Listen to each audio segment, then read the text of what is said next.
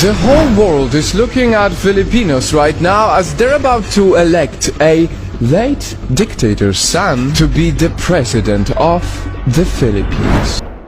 Humingi ng paumanhin sa kanyang mga Filipino fans ang content creator na si Agon Hari o mas kilala bilang Project Nightfall dahil sa kanyang video tungkol sa pagkapanalo ni Ferdinand Bongbong Marcos Jr.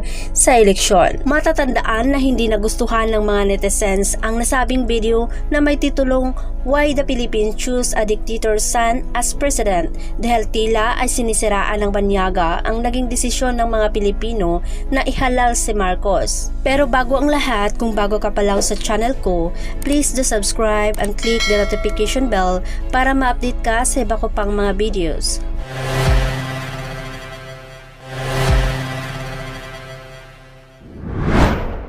Sa kanyang Facebook page, inamin ni Hari na clickbaity ang naging title ng kanyang video, kaya naman maraming netizens ang di umano'y inakala na may pinapanigan siya sa kanyang video. Ani ni Hari, I'm especially disappointed with the title we choose for this video. It was clickbaity and we should avoid it that so people actually focus on the video and not on the headline. Ngunit ayon sa kanya ay hindi naman tama na umabot sa punto na pagbantaan na siya dahil sa kanyang video.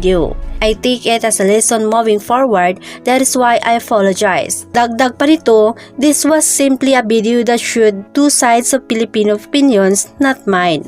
Isang vlogger din ang nagbigay ng reaksyon niya tungkol sa ginawa ni Hari. Narito ang kanyang full video, ating panoorin. The whole world is looking at Filipinos right now as they're about to elect a late dictator's son to be the president of the Philippines. This video is a reminder for foreigners in the Philippines or foreigners who are involved with the Philippines in some way. Recently, Bongbong Marcos was elected as president of the Philippines.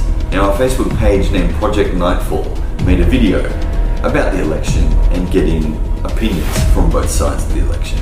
However, the way the video was presented sent a subliminal anti-Marcos message, which angered a lot of Filipinos that watched it, quoting critics that said things like, And the critics also ask, what is the point of unity under a family name that has stolen so much from the country? and even hinting at election fraud over the newly elected president. Some reports of election irregularities, to name a few.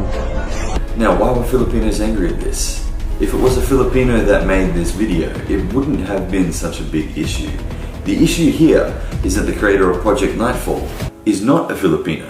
I realize that it doesn't look good when me, a foreigner, comments on other countries' affairs. If you're a foreigner in the Philippines, or you wish to visit the Philippines or be involved with the Philippines in some way, never ever say anything about Filipino politicians. Bawal tayong makialam sa politics ng Pilipinas. The Bureau of Immigration Commissioner has stated that foreign nationals are not vested with the same political rights and privileges as Filipinos. Joining political demonstrations is an utter display of disrespect to the country's authorities and is equivalent to meddling in our internal affairs as a sovereign nation. Foreigners are prohibited from joining, supporting, contributing, or involving themselves in whatever manner in any rally, assembly, or gathering. Such foreigners will be blacklisted after deportation. This means that if you do this, you get caught, you get deported, you can never go back to the Philippines ever again. This has happened plenty of times before. In 2013, there was a Dutch guy named Thomas van Beersum who was taunting a policeman at a rally, taunting him so bad that the policeman started crying. In the same year, there was a Canadian student, Kim Miller, who was deported for attending an anti-government rally. And in 2018, Patricia Fox, who was deported for attending an anti-government rally. Australian nun Patricia Fox out of the country. This after she allegedly participated in partisan political activity. I lived in the Philippines for 7 years. I learned to speak some of the languages there. And I worked in showbiz for a bit. Sometimes I was on TV, sometimes I would sing at events. Now I had agents that would get me jobs. One of the agents asked me one time if I could sing at a rally for the upcoming election in 2016. Straight away I said, no, I can't do that. I'm a foreigner. I'm not allowed to do that. It's illegal for me to go to that event. Bilang isang dayuhan, bawal akong makialam sa politics ng Pilipinas. They don't need us to dip our fingers in their internal affairs. I can't get involved in politics in the Philippines. It's not my place to say anything about it. I plan to set up my life in the Philippines. I love the Filipino culture. I love the food. Tocino, ito yung gusto ko, tocino. Yes, mahirap kumain na may kasamang bebe. Diba? I love the language. I love the Filipino sense of humor. I don't do you! And I know my place there, and I'm quite happy there. Filipinos do not need me or any other foreigner to tell them how their country is. Samantala, isang British Filipino at heart, may banat kay Project Nightfall. Hindi nagustuhan ng kilalang British vlogger na si Malcolm Conlan ang ginawang video ni Project Nightfall o Agon Hari sa totoong buhay. Matapos na panood ni Conlan ang video na ginawa ni Hari kung saan tinawag itong son of dictator president. Sa kanyang open letter, binanata ni Conlan si Hari na di umano'y ginagamit ang mga Pilipino upang kumita ng pera sa pamamagitan ng pagpakalat ng bias video. Ayon sa kanya ay walang karapatan ang kilalang vlogger na kumita ng pera sa pamamagitan ng one-sided na video katulad ng inilathala nito. Ito ang kanyang buong open letter. You may not know me, but like you, I am a foreigner who happens to love the Philippines and hear people very much. In my case, I have visited the country over 50 times spanning 3 decades. My wife and children are Filipino, as are my in-laws and godchildren. I fundamentally believe that as a foreigner, but with a Filipino family, it's my duty to support and stand up for the Philippines and her people as and when necessary. I have been contacted today by a number of concerned netizens over your somewhat biased video, which clearly through the number of views it has been receiving and engagement, including stars, which are a way of earning money on Facebook. Combined with a professional editing on your video and work you have been clearly put into it, I have no doubt that you will be making money out of it and you obviously intended for it to go viral. I believe therefore I am quite within my rights to challenge you on its content as well as allegation you have included within the said video and the way you have clearly edited the video to make Marcos supporters look bad and in some cases even violent. Firstly, you have blurred out the faces of all those you have interviewed. Of course, people are unquiet within their rights to remain anonymous. I do get that, but your message about needing to blur out pieces as some people are worried for their lives makes Filipinos from both sides look bad. Your video is clearly not balanced.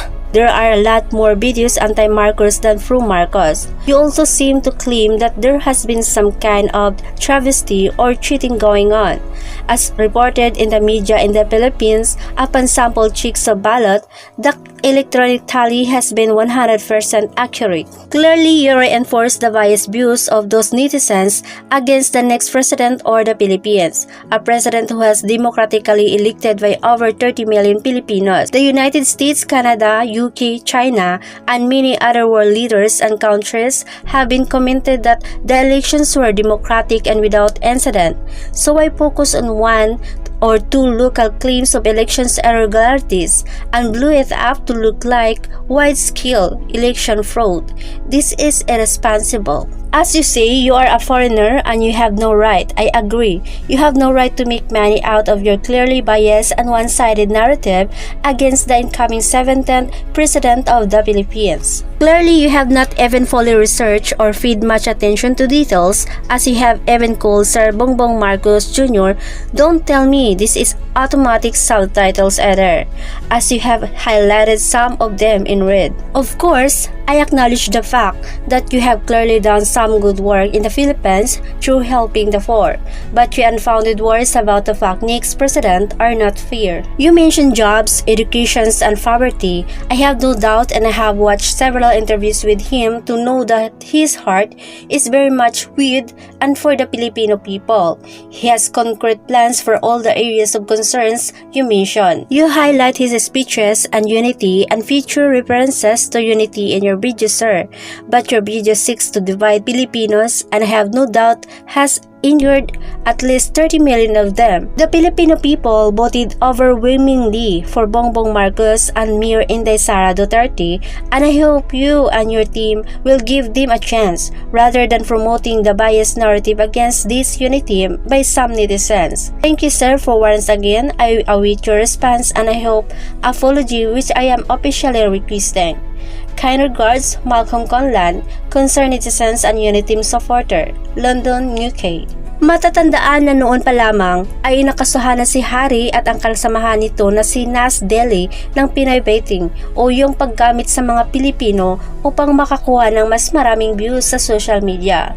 Nitong nakaraang taon ay binansagan ang mga Pilipino bilang pinakamadaming oras na ginugugol sa social media, kaya naman hindi maiwasan ng mga banyaga na kunin ang atensyon ng mga netizens sa Pilipinas. Ating matatandaan na nauna lang humingi ng tawad si Harry sa mga Pilipino dahil sa kanyang clickbaity na title sa video. Ngunit paliwanag niya, sariling opinyon ng mga Pilipino ang kanyang ibinabahagi at hindi sariling opinyon niya. Kaya ano naman ang iyong masasabi sa usaping ito, mag-comment lamang sa baba at mag-subscribe na rin kung bago ka pa lang sa channel ko and click the notification bell para ma-update ka sa iba ko pang mga videos. Maraming salamat sa panonood.